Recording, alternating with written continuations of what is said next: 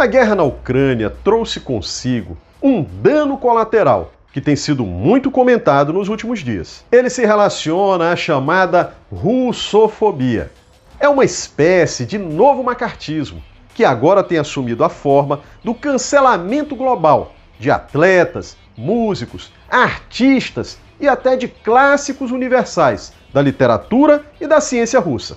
Hoje vamos ver o que está por trás dessas manifestações russofóbicas e também por que elas concretizam a célebre ideia do choque de civilizações, conceito formulado pelo norte-americano Samuel Huntington.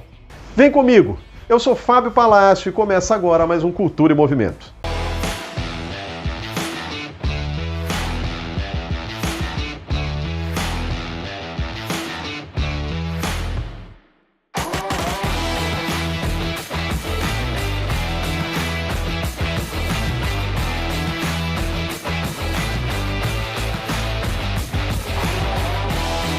Intelectual ligado ao ex-presidente George Bush, Samuel Huntington publicava, em 1993, seu célebre ensaio Choque de Civilizações. Nesse texto, ele profetizava que as grandes oposições entre as espécies humanas e a fonte dominante dos conflitos serão culturais. Quase 30 anos após a publicação daquele ensaio, o panorama internacional parece dar a Samuel Huntington o mérito de ter antevisto os contornos de um futuro que hoje se torna presente. No conflito em curso na Ucrânia, a possibilidade de êxito da Rússia em redesenhar o mapa geopolítico internacional, contestando o poder absoluto do binômio Estados Unidos-OTAN, trouxe à tona uma guerra cultural de novo tipo. O conflito assume traços russofóbicos. Eles se expressam não apenas nas sanções econômicas e políticas, mas, sobretudo, naquelas de caráter cultural. Ignorando o princípio da responsabilidade individual, que, ao menos no discurso, sempre foi caro a países herdeiros da tradição liberal, essas retaliações se voltam não só contra o Estado, mas também contra a totalidade da população russa. No caso das sanções propriamente culturais, vale destacar que, em tempos de globalização e redes digitais, elas assumem o aspecto do cancelamento, mas aplicado agora não apenas a indivíduos, mas a todo um país. Busca-se inocular na opinião pública uma lógica discursiva binária, de perseguição e punição imediata, em que não pode haver nuances e matizes. Em certas redes de TV, a mera consideração ponderada do conflito tem levado analistas a serem acusados, às vezes com descortesia, de defender o lado errado do conflito. O discurso avassalador contra a Rússia, turbinado pelos poderosos aparelhos de hegemonia do Ocidente, deixa atordoados até mesmo setores progressistas e de esquerda, que, em tese, deveriam guardar uma posição mais cética. Verifica-se no plano simbólico uma clara tentativa de alvejar a cultura russa, como forma de atingir o soft power do gigante euroasiático. Faz parte desse esforço a histeria macartista de cancelamento de atletas, artistas e até de clássicos russos da ciência e da erudição. Isso não chega a ser propriamente novo, pois já se verifica pelo menos desde a época soviética. Mas fica claro que o fenômeno atinge agora dimensões xenofóbicas extremas. Vejamos alguns exemplos do que eu estou falando aqui. A Universidade de Milão anulou um curso sobre Dostoiévski e, embora tenha voltado atrás na decisão, já era tarde. O Teatro de Gênova desmarcou um festival em homenagem ao autor de Os Irmãos Karamazov, e o prefeito de Florença disse ter recebido pedidos para derrubar uma estátua do autor russo.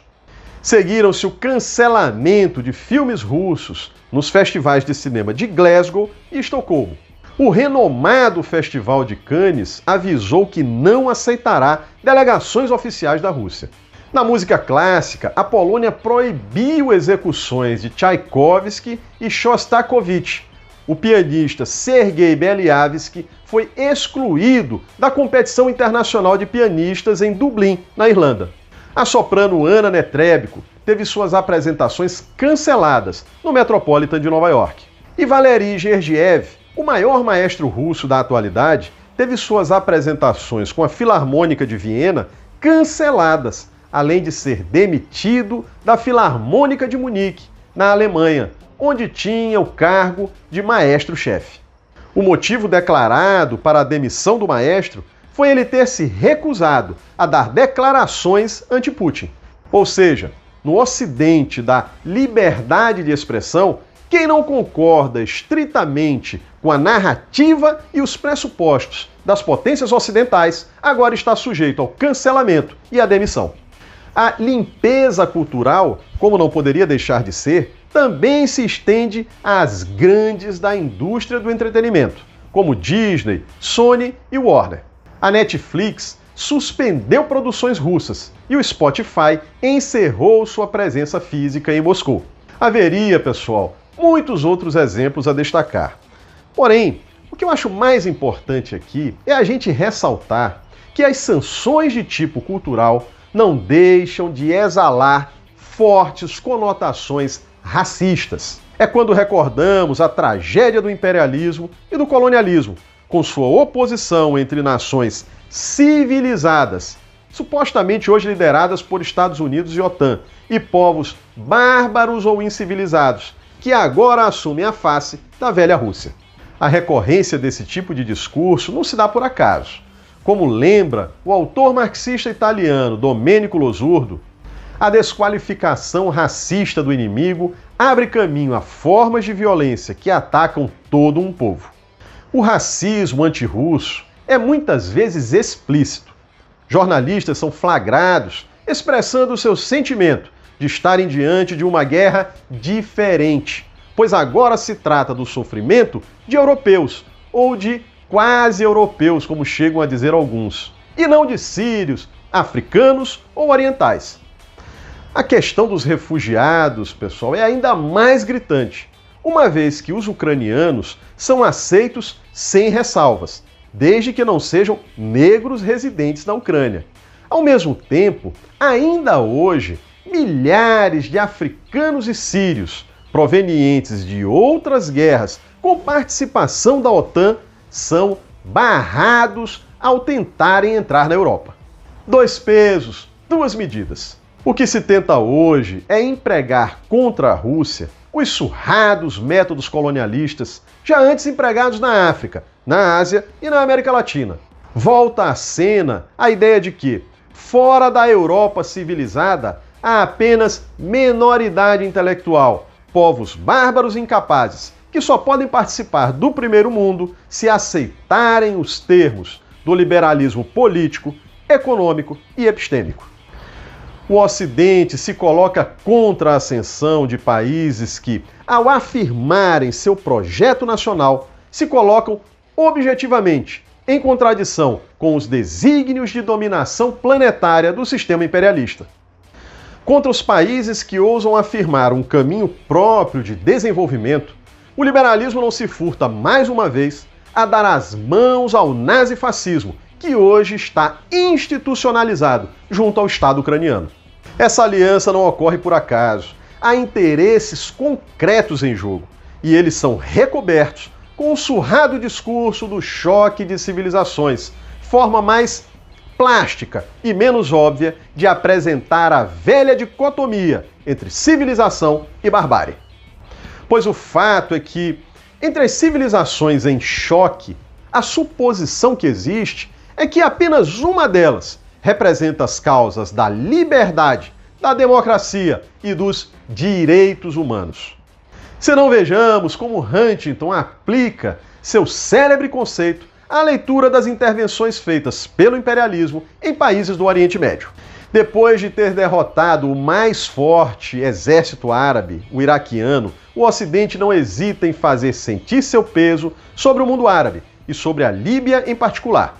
O Ocidente, com efeito, está usando instituições internacionais, poderio militar e recursos econômicos para impor um governo do mundo que mantenha o predomínio ocidental, defenda os interesses ocidentais e promova os valores políticos e econômicos ocidentais. Cabe notar, pessoal, com base nas palavras do próprio Huntington, que o predomínio do Ocidente e de seus interesses não apenas é o que realmente importa, como é até mesmo mencionado antes dos valores ocidentais.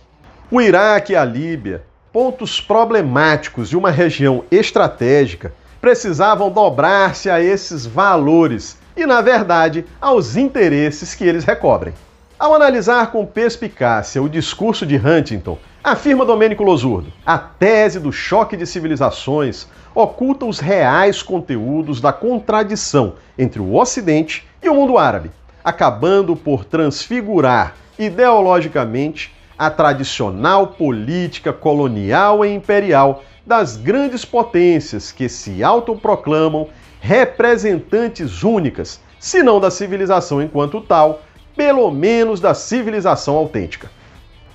O mundo dito incivilizado, que já esteve encarnado recentemente em iraquianos, líbios, sírios, iranianos e afegãos, assume agora a face da velha Rússia.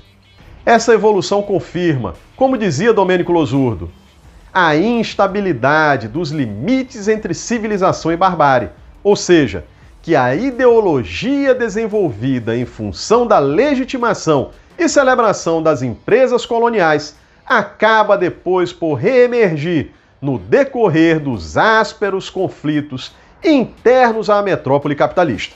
O mesmo Losurdo já postulava, referindo-se à expedição iraquiana, que esta havia deixado como resultado uma fratura geopolítica na relação entre o Ocidente e o mundo árabe, inclusive reforçando movimentos fundamentalistas.